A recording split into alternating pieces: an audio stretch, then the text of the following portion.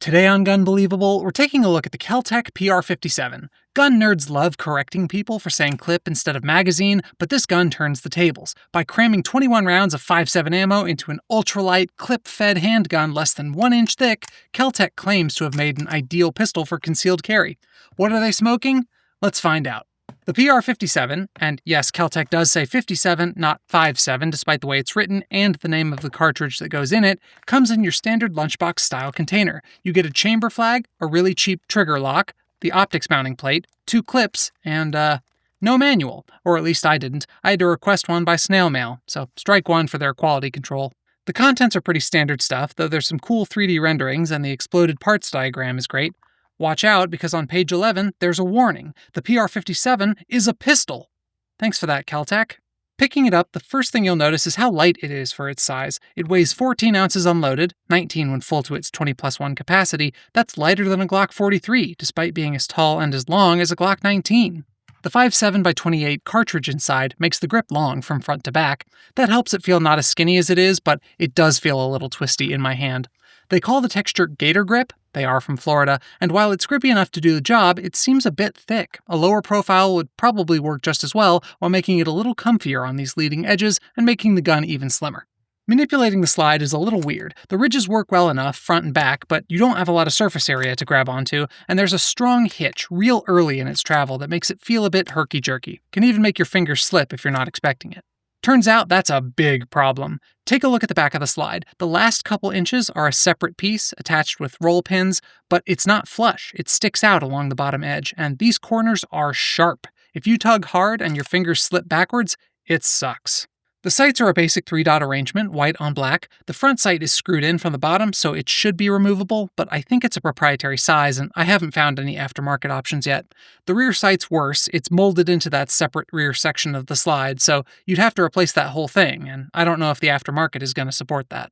The included optics mount is easy to install, screws right in. It takes the RMSC pattern, which means you're mostly limited to smaller window sizes, but that makes sense for a gun this slim. I don't love how high it sits, though. Makes it a little weird to acquire the dot, and it could make the gun more difficult to conceal, where if you rotate the butt of the gun in towards your body, it makes the red dot stick out, and vice versa. It also won't co-witness with the irons at all. Since you can't swap the irons for taller ones, you better trust your dot more than I trust this cheap Swamp Fox. There's an accessory rail at the front with one slot, so you can put a light on it, and there's a slot on top that you can look through to check for brass and determine whether the chamber's loaded. With no mag release or takedown lever, your only button is the modestly sized slide stop. And yes, it's a slide stop. The manual specifically recommends against using it as a release. It's well located, though not ambidextrous, and it sucks to use in both directions. That's because if you do use it as a release, it's stiff. And if you're pushing it up to use as intended, there's a sharp burr on the underside. It's hard to see, but easy to feel, and it will cut you. I don't want to show anything gross, but trust me, this gun has drawn blood several times. We'll come back to that. The trigger comes in at just under 4 pounds. Not heavy, but it's very long. There's some staginess to it. It's subtle, you might not notice it at first, but it's there. And there's no detectable wall, so you just have to pull through and rely on your fundamentals. Double action only, and although it's hammer fired, you can't restrike. The slide must cycle to reset the trigger. Speaking of resets, this one's long. And watch out, because there's a false reset here that can throw you. To load the gun, you have 2 options. You can feed in 1 round at a time like this. The rounds push in straight down. Be careful not to load the first round on the left side. It's easier to do on the right, but if you do go left, then firing the second to last round will trigger a double ejection or jam the gun up spectacularly.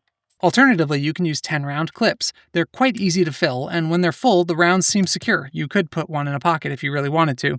They're cheap. You can get a 10-pack of them for 20-something bucks, and they come in a bag that smells like Fritos.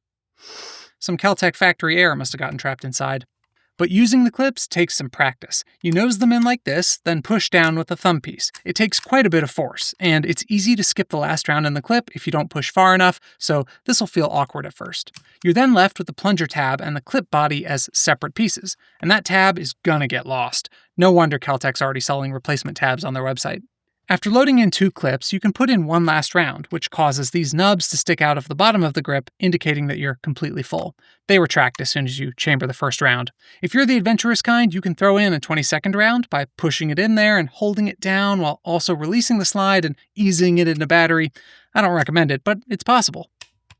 To unload your PR-57, you could break out a punch and remove the magazine floor plate here, but your primary option is just to rack the slide a bunch of times. Obnoxious. The inability to drop the magazine also gets in the way of dry fire practice. Unless you're using snap caps, you're going to have to hold down the slide stop lever every time you cycle the slide to reset the trigger. Disassembling the gun is easy. Check it's clear, of course, then push the trigger forward, and the slide just comes off. Nice, and I like that a trigger pull isn't required. Not much to look at in the lower, just a simple trigger mechanism, the magazine, and the rails. On the slide, this dual recoil spring assembly very nearly falls out, followed by this trunnion and then the barrel. Rather than a Browning-style tilting barrel, we have a rotating barrel, with a cam lug back here that goes in the trunnion's track, and 8 locking lugs up at the front of the barrel, which necessitate a matching cut in the front of the slide. Wild looking. Putting it back together is the same in reverse, though it always takes me a minute to figure out which way the trunnion goes and exactly how the spring nestles into the trunnion. Once the slide's back on, lock it back, then press the trigger forward again. You'll hear a click, and that means you're done. Or at least you should be done. About 10% of the time, the trigger will fail to rebound after it clicks forward, essentially staying in the disassembly position and making the slide come right back off again. Yikes. Shooting the PR-57 is very different from what I'm used to. I appreciate the reduced recoil of the 5.7 cartridge, but it's a lot flashier and boomier than 9mm, which is a bit distracting. More importantly, the accuracy is terrible. My hits are all over the place. The staginess in the trigger is just enough to disrupt my aim, but not enough for me to feel it directly and compensate.